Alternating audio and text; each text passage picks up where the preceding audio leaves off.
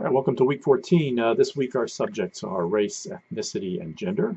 These are categories that are not traditional subjects for comparative politics. These are relatively artificial and ephemeral boundaries, and the emerging scholarship is increasingly generating evidence suggesting just how arbitrary racial and ethnic identities are, and that the boundary between biological and sex, or biological sex and gender, is also heavily socially constructed, which is a term that is increasingly invoked, particularly when we consider issues like race and ethnicity. Dikovic and Eastwood began this chapter noting a number of women elected to high office in Latin America, including Michelle Bachelet of France to two separate terms, Cristina Fernandez of Argentina, and Dilma Rousseff in Brazil. Of course, Rousseff has since been impeached and removed. Bachelet, in particular, has an interesting story. Her father served in Salvador Allende's government in the 1970s as head of the Food Distribution Office. She was arrested and tortured while held in captivity on a Chilean Air Force base, or he was, and died of a heart attack under torture. As a teenager, I think she was in her early 20s at the time, she suffered torture at the hands of the military junta of Augusto Pinochet. And although she claims she never had been tortured to the extent of reports, particularly she claims they didn't use electricity on her, she did witness some of the more horrific kinds of torture that occurred. She and her mother subsequently fled the country and lived in Australia and East Germany for a time. She returned to Chile in 1979, earned a medical degree, and kind of worked not necessarily practicing medicine, but working, for nonprofits. When Chile transitioned back to democracy, she served as Minister of Health and Minister of Defense in the socialist administration of Chilean President Ricardo Lagos. Her popularity spiked in 2002 when, in the midst of disastrous floods, she led a rescue operation in northern Chile atop an amphibious tank.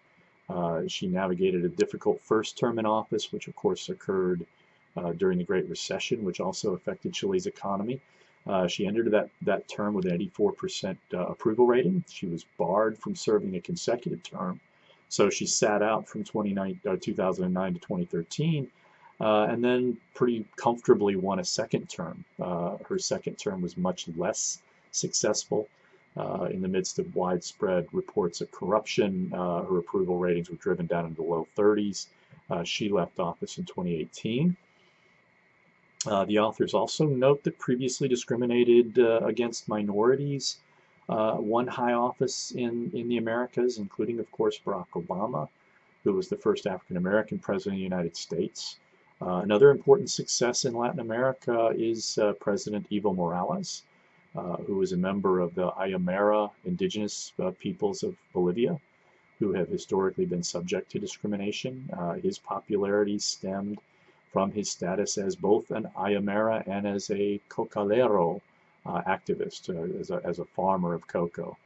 He came to power as a leader of sort of the interest group that represents the cocaleros, and he came to popularity as leader of protests of the government's plan to privatize Bolivia's natural gas resources and sell those resources to U.S. companies below market rates. He was first elected in 2005, and he largely governed from the left, but pragmatically. He enacted policies to combat poverty and mostly avoided the kinds of, the worst pitfalls that dogged the leftist regimes of Hugo Chavez in Venezuela or the Lula da Silva, Dilma Rousseff administrations in Brazil.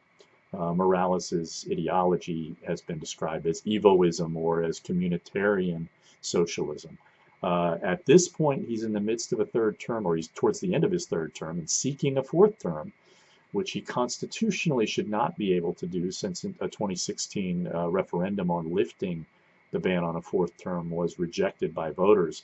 Bolivia's Supreme Court ruled that Morales could run on the grounds that to deny him an opportunity to seek a fourth term would violate his human rights. I want to make of that legal rationale what you will. Morales is, has personalized the campaign, claiming he needs 5 more years to kind of finish the job. Kind of equating himself with the country, as it were. Recent reporting suggests that Morales may have won sufficient votes to avoid a runoff if the election happened on October 20th. But there has been rioting and protests, and the official count has been halted, which is, intensifying allegations that Morales is trying to strong arm his way to a 4th term. I know it sounds like I'm bad-mouthing these otherwise success stories of racial and ethnic minorities and women who have won leadership positions, but that's not really my point. My point is that minorities don't automatically govern effectively and efficiently, and minorities are fully as vulnerable to the siren song of corruption as other groups. At some point, power can corrupt the previously powerless, just as it does to those who feel entitled to power. In Morales' case, he has largely been effective because he's been able to lead a unified Bolivian left and govern relatively effective, which has tended to keep the Bolivian right disorganized.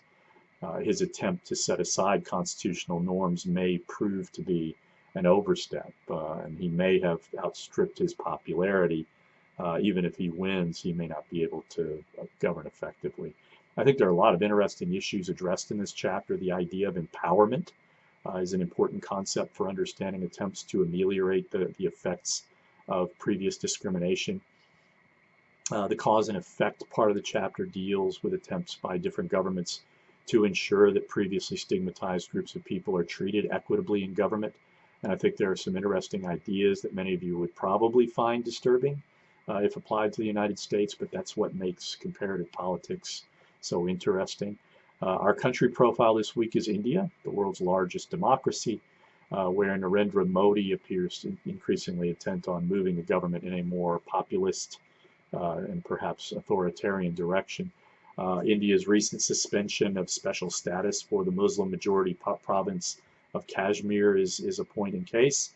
As you read in the country profile, take time to look at current events, as India has been in the news on a variety of fronts. We have 3 assignments due this week. As always, you have the forum and the quiz. And then we have the final country profile on countries from Pacific Oceania, which includes larger countries like Australia, Indonesia, and the Philippines. Those are the biggest of the countries that you could profile, and I would think hard about selecting one of the smaller potential countries. Micronesia may sound like a fun place to visit, but there may not be sufficient material to create a really good profile. All right, let's have a great week.